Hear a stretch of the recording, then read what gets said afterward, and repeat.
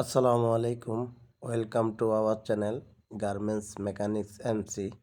তো আজকে আপনাদের মাঝে যে বিষয়টা শেয়ার করব, বিষয়টা হলো রানিংয়ে ওভারলক মেশিনের স্টিচ কাউন্টারের ফিন ভেঙে গেলে আপনারা কিভাবে সমাধান করবেন। তো ভিডিওটা এই যে দেখেন, সর্বপ্রথম আমরা নাইফটা খুলে নিলাম।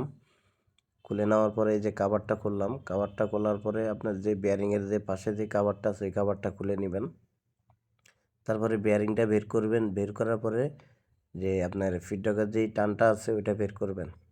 এই যে দেখেন, এই আমাদের এই ফিনটা বাঁকা হয়ে যাওয়ার কারণে সমস্যাটা। তো এই যে দেখেন, আমরা নতুন ফিন লাগাইলাম। নতুন ফিন লাগানোর পরে এই যে আমরা ওইটা লাগাইলাম, এই যে ফিডব্যাকের টানের বুশটা লাগাইলাম। দেখেন, এটা সুন্দর মতো ঢুকাই দিবেন। তো আমাদের ভিডিও যদি ভালো লাগে, অবশ্যই আমাদের চ্যানেলটাকে সাবস্ক্রাইব করবেন, কমেন্ট করবেন, লাইক কমেন্ট করে আমাদের জানাবেন যে আমাদের ভিডিওগুলো কেমন হয়। আমরা চেষ্টা করব একটু ভালো মানের ভিডিও করার জন্য। এই যে দেখেন, তারপরে বেয়ারিংটা লাগাই নেবেন। এই যে সুন্দর করে বেয়ারিংটা ভিতরে ঢুকাই নেবেন। হালকা হালকা টোকা বাড়িয়ে দিতে হবে, বেশি জোরে বাড়িয়ে দিলে বেয়ারিংটা নষ্ট হওয়ার চান্স আছে। এই যে দেখেন, এখন আমরা টানটা দেখব। এই যে আমরা টানটা মিলাইলাম। এখন আমরা ফিডব্যাকটা দেখব, স্টিচ বড় ছোট করে দেখব যে আমাদের টানটা ঠিক আছে কিনা। তো এই যে দেখেন, আমাদের টানটা ঠিক আছে। তো এখন আমরা নাটগুলো একবারে ভালোভাবে টাইট দিব। যেহেতু মেশিনটা রানিং চলবে, একটু ভালোভাবে টাইট দিতে হবে।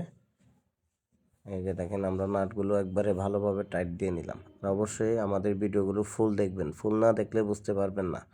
আর ভালো লাগলে অবশ্যই লাইক কমেন্ট শেয়ার করবেন। আর ভালো লাগলে অবশ্যই চ্যানেলটাকে সাবস্ক্রাইব করে দিবেন। তো এই যে দেখেন, আমরা দুটো নাট ভালো করে টাইট দিয়ে নিলাম। এই যে দেখেন, অবশ্যই এই আপনার নাট টাইট দেওয়ার আগে জায়গায় গ্রুপ আছে, গ্রুপে সুন্দর মতো মিলাই নেবেন। মিলাই নিয়ে তারপরে টাইট দিবেন, তাহলে জিনিসটা এক চান্সে মিলা দেবে। এই যে দেখেন, আমরা তারপর আবার চেক দিলাম নাটগুলো লুজ আছে কিনা, ভালোভাবে টাইট দিয়ে নিলাম। টাইট দেওয়ার পরে সর্বপ্রথম কাজ হলো আমাদের এই কাভারটা লাগাতে হবে। যে দেখেন, আমরা স্টিচ ছোটো বড়ো করে দেখলাম যে হ্যাঁ, আমাদের মেশিনটা ঠিক আছে। তো এই যে দেখেন, হ্যাঁ হ্যাঁ, আমাদের টানটা সব সব টান ঠিক আছে। তো এখন আমরা এই যে ছোটো কাভারটা আবার লাগাই নিলাম। বেয়ারিংয়ের যে কাভারটা আছে, কালো কাভারটা লাগাই নিলাম। আর অবশ্যই নাটগুলো ভালোভাবে টাইট দিয়ে নেবেন আর সুন্দর মতো। এই যে তারপরে আমরা এই কাভারটা লাগাইলাম। এই যে আমরা কাভারের নাটগুলো টাইট দিয়ে অবশ্যই ভালোভাবে টাইট দিয়ে নেবেন।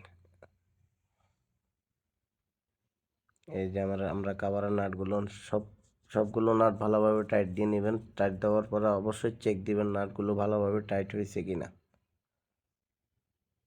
এই যে দেখেন, আমরা নাটগুলো লাগাইতেছি।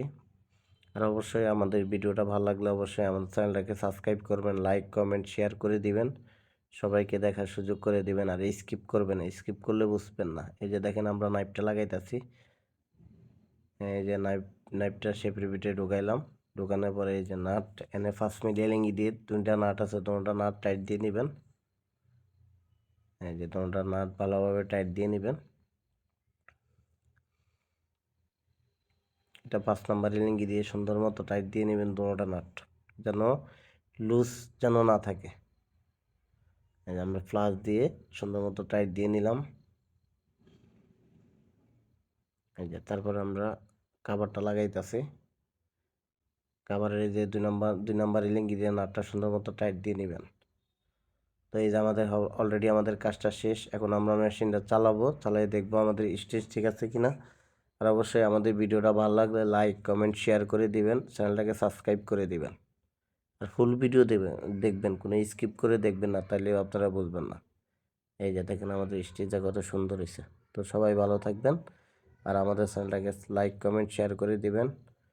আর অবশ্যই চ্যানেলটাকে সাবস্ক্রাইব করে দিবেন।